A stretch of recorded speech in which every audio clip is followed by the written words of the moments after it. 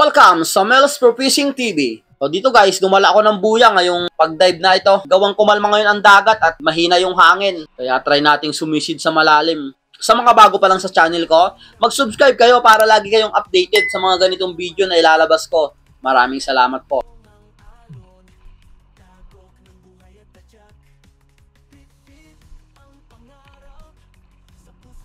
Load muna tayo ng spear gun. Katapos nating malod yung spear gun, eto, kinabit ko na yung buya ko. Kiniklip ko lang to dito sa hawakan ng pana. At eto, may guma siyang, may bungee siyang kasama para may tension pag may natira man tayo ng isda. Pagkatapos kong mag-warm up at nandito na ako sa spot, eto na yung unang dive ko ngayong hapong dive na ito.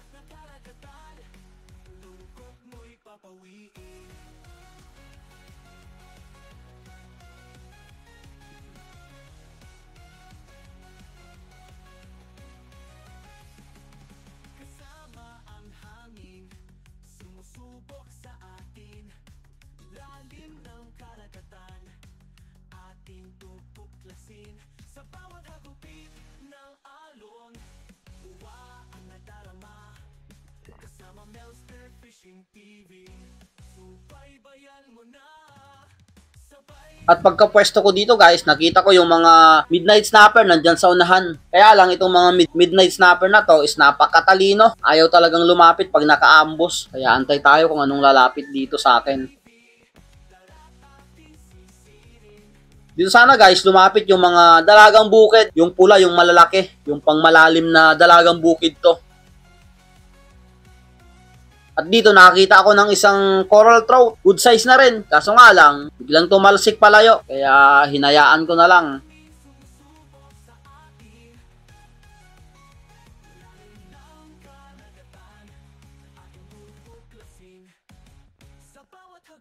At dito sana, habang paangat na ako, may napansin akong gumalaw dyan sa may malaking bato. Isang grouper pala. At ayun, kaya lang, kapos na yung hangin ko dito.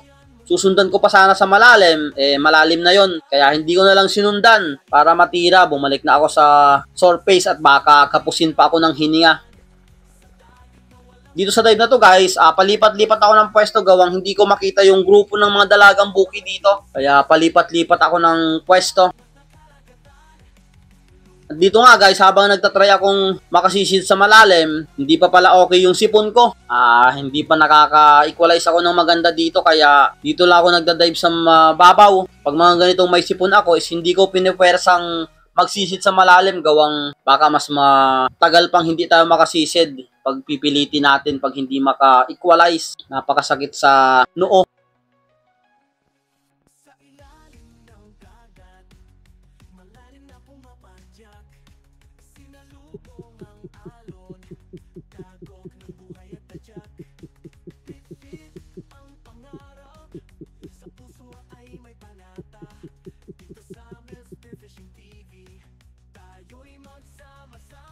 At habang nag-aantay ako dito, may lumapit na naman sa akin na grupo dito na mga midnight snapper. Ganun pa rin. Nandyan lang sila sa unahan, naglalaro. Ayaw talagang lumapit. Napakabihira talagang makahuli ng ganitong isda ako, itong midnight snapper. Napakatalino.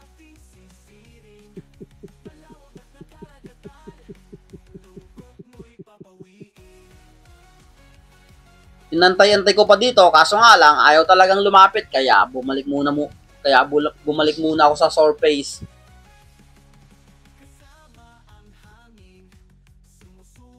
Dito guys, halos magtatatlong oras na akong nagda-dive, wala pa rin akong huli at magdidilim na itong ilalim ng dagat gawang medyo malabo. Kaya lumipat ulit ako dito ng pwesto.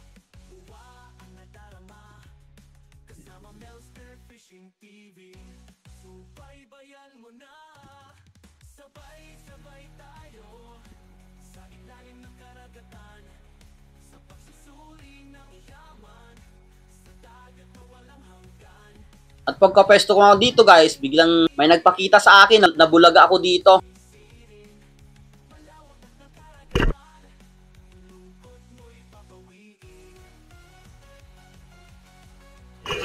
Ayun, isa palang red snapper at napakaamo, napakalapit ng pagkatira ko dito sa red snapper na to. Tagos sa line yung isda.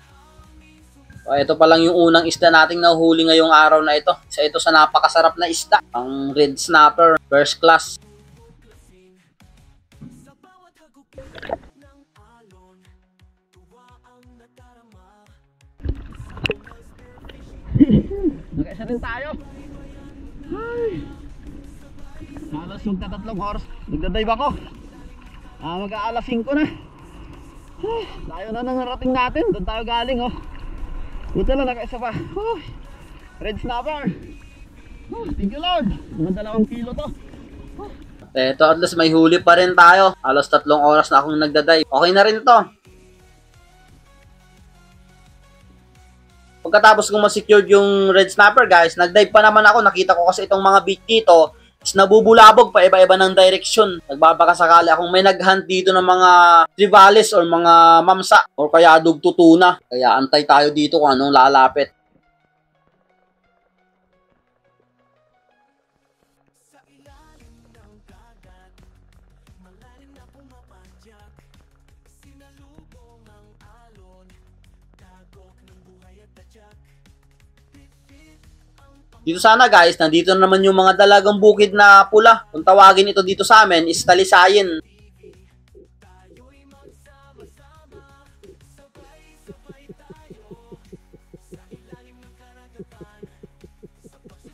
Dito nakakita sana ako ng good size na talakito, kaso nga lang ang layo ng daan niya. Nag-granting pa ako dito, kaso nga lang hindi pinansin. At eto, napakadami itong dalagang bukid. Napakalapit na sa akin na ito, guys. At mga good size na rin ito kung kukuha talaga tayo. Kaso nga lang, pag mga ganito talaga is bihira akong kumuha ng ganyan. Kaya umangat muna ako. Pagkatapos din na ito, guys, na dive na to is umuwi na rin ako. Wala na talagang nagpakita. Ginabi na ako sa pag-uwi. So yun, guys. Kauwi ko lang. Ginabi na tayo ng uwi. Ayun. Halos 4 na oras din nag-dive ako. Ito lang yung nahuli. Okay na rin. At least may nahuli pa. Walang isda ngayon. Isang red snapper. Okay na rin. Mga 2 kilo siguro to. Yes! Okay na rin to. Pasalamat pa rin tayo sa kay Lord. Na palagi tayong iniingatan sa pag-dive. So timbangin natin. Benta muna tayo ng isda ngayon. Wow! Walang kita. Ayan, saktong 2 kilo nga. 2 kilo. Okay na rin. Pag nabenta ko to is may times 200 natin. May 400 din tayong kita ngayong araw na ito. Halos 4 hours na dive. Okay na rin. The next day, kinaumagahan, guys, eto, bumalik ulit ako dito sa paboritong spot natin. Hindi talaga ako nakakadayo, gawang yung sipon ko is medyo malala pa, hindi pa ako makasisid sa malalim na part. Try and try na lang tayo dito sa malapit sa amin. Siguro pag okay na itong sipon ko is makakadayo na ako sa ibang spot. Dito medyo malakas yung alon, hindi gaya kahapon ng dive natin. Pero okay lang yan, at least hindi naman ganong kalakihan yung alon. At least okay naman yung huli natin kahapon, naka-isang red snapper tayo.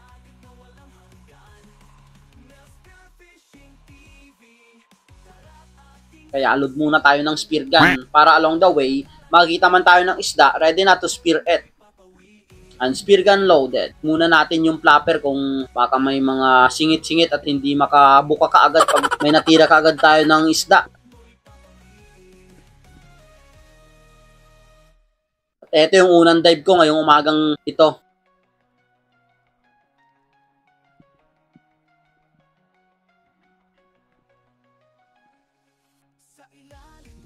Kung mapapansin nyo guys, itong batong ito is dito ko nahuli yung napakalaking mamsa sa previous video natin, yung 2024 na dive, yung bago magpasko. At eto nga, sinalubong ka agad ako dito ng grupo ng mga ilak. Dito talaga sila nakatira. Paikot-ikot lang sila dito sa spot na to. Kaya lang, pag mga unang dive talaga dito sa spot na to is hindi talaga tumitira ng mga ilak, hinahayaan ko muna yung mga ganyan. Minsan kasi is may lumalapit talaga pag pataas na ako ng malalaking isda.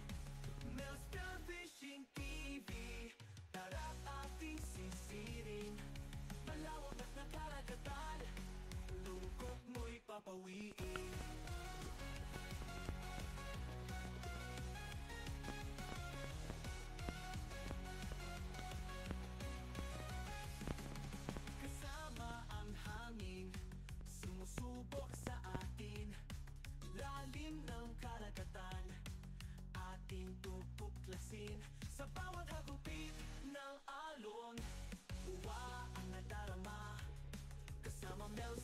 Ilang segundo ang ating pag-aantay dito sa ilalim, wala talagang dumaan, kaya umangat muna ako para makapahinga tayo sa susunod na dive. Makalipas ang isang oras guys, eto, nandito na ako sa isang spot ko.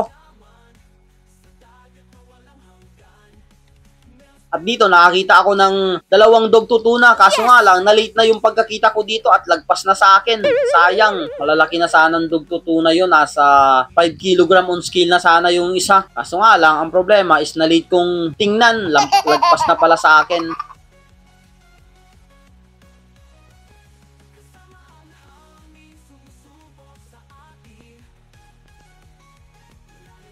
Dito, akala ko dito guys, biglang bumilis yung galaw ng bait. Akala ko dito may lalapit na sa aking malaking isda.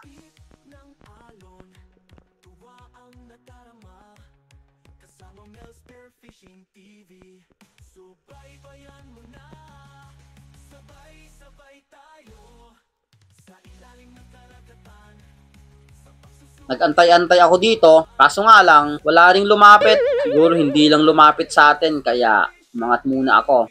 Dito guys, makalipas ang 3 oras na pagdaday, paghahanap ng spot, eto't nakikita ako dito sa mababaw na area ng napakalaking barakuda. Buti lang, napakaamong barakuda ito. Maamo sa gwapong ito.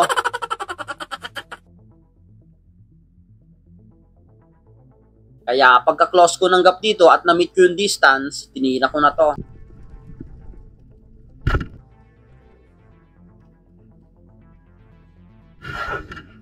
At ayun, napakaganda naman yung patama ko dito sa barakudang ito. Yes! Medyo nasa buntot, pero napaka-good shot. Hindi mapupunit.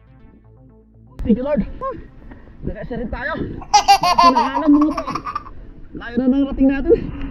At hindi ko na to binigyan ng line, gawang hindi na talaga humatak siya. Pag mga ganitong barakuda guys, ang pinapana nyo is mag-ingat kayo, gawang pag malapit na to sa inyo is may posibleng mga gatope, napakatalas. Kaya pag mga ganitong isda, dahan-dahanin nyo lang pag makakapana kayo or kung pangit man yung tama, napakatalas kasi ng ngipin to, itong barakudang ito. Minsan kasi, mga kwento is umaatake ito ng mga tao, nahusugatan daw itong isdang ganito.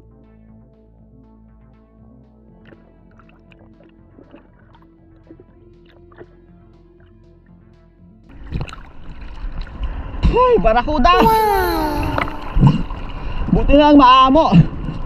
Yan yung alon guys. Lakas na ng alon dito. Oh no! Yan, lakas na. Wala kasi nagpapakita doon. Doon tayo galing. Ay, thank you Lord. Malaki-laki na rin to.